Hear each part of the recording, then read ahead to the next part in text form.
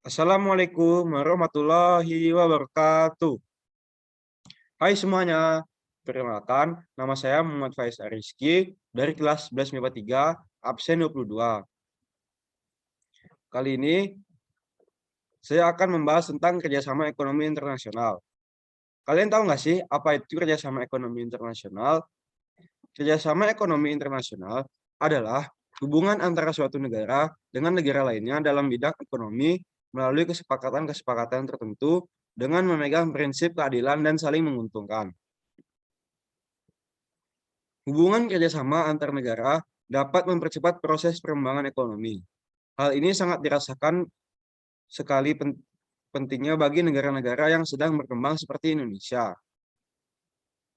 Semua negara di dunia tidak dapat berdiri sendiri. Perlu kerjasama dengan negara lainnya karena adanya saling ketergantungan sesuai dengan kebutuhan negara masing-masing. Nah, setelah tahu apa itu kerjasama ekonomi internasional, selanjutnya kita akan masuk apa aja sih bentuk-bentuk kerjasama ekonomi internasional. Bentuk-bentuk kerjasama ekonomi internasional ada 4. Yang pertama, kerjasama bilateral, yaitu bentuk kerjasama ekonomi yang dilakukan oleh dua negara. Contohnya kerjasama ekonomi Indonesia dengan Singapura, Malaysia, Cina, dan sebagainya. Bentuk yang kedua, ada kerjasama regional, yaitu bentuk kerjasama ekonomi dari negara-negara kawasan atau daerah tertentu. Contohnya ASEAN, Uni Eropa, EFTA, APEC, AFTA, dan sebagainya. Lalu, bentuk yang ketiga ada kerjasama multilateral. Kerjasama multilateral adalah bentuk kerjasama ekonomi antar beberapa negara di mana yang tergabung dalam kerjasama itu saling membantu di bidang ekonomi. Contohnya, yang pertama, kerjasama antara Indonesia, Jerman, Prancis, Jepang, Inggris, dan sebagainya. Lalu, yang keempat, kerjasama antar regional, yaitu bentuk kerjasama ekonomi antar regional yang satu dengan regional lainnya. Contohnya kerjasama antara ASEAN dengan MEE. Nah, setelah tahu apa itu pengertian ekonomi internasional dan apa saja bentuk-bentuknya, kita akan masuk ke lembaga ekonomi internasional. Lembaga ekonomi internasional yang akan saya bahas ini jumlahnya ada 10. Yang pertama dimulai dengan ASEAN atau Association of Southeast Asian Nation. Yang pertama ini Persatuan Negara Asia Tenggara. ASEAN didirikan tanggal 8 Agustus 1967. Yang kedua, IMF atau International Monetary Fund yang lahir pada tanggal 27 Desember 1945 dengan maksud untuk melancarkan kembali moneter internasional. Yang ketiga, ada IBRD atau International Bank of Reconstruction and Development yang didirikan tanggal 27 Desember 1945 dengan tujuan untuk membantu pembiayaan usaha pembangunan. Lembaga yang keempat ada WTO atau World Trade Organization.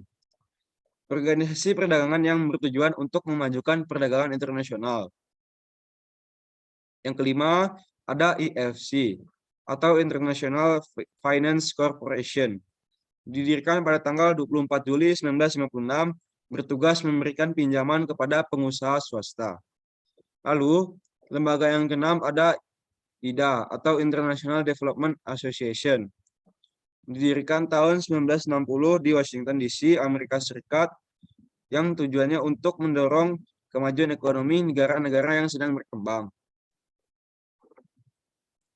Masuk ke lembaga yang ketujuh ada UNCTAD atau United Nation Conference on Trade and Development, yang didirikan dengan maksud untuk mengusahakan kemajuan perdagangan dunia. Yang ke-8, ILO atau International Labour Organization. Didirikan dengan tujuan untuk menciptakan perdamaian melalui keadilan sosial. Yang ke-9, ada APEC atau Asian Pacific Economic Corporation, yang didirikan pada bulan November 1989, merupakan gabungan negara-negara Asia Pasifik atau Selatan.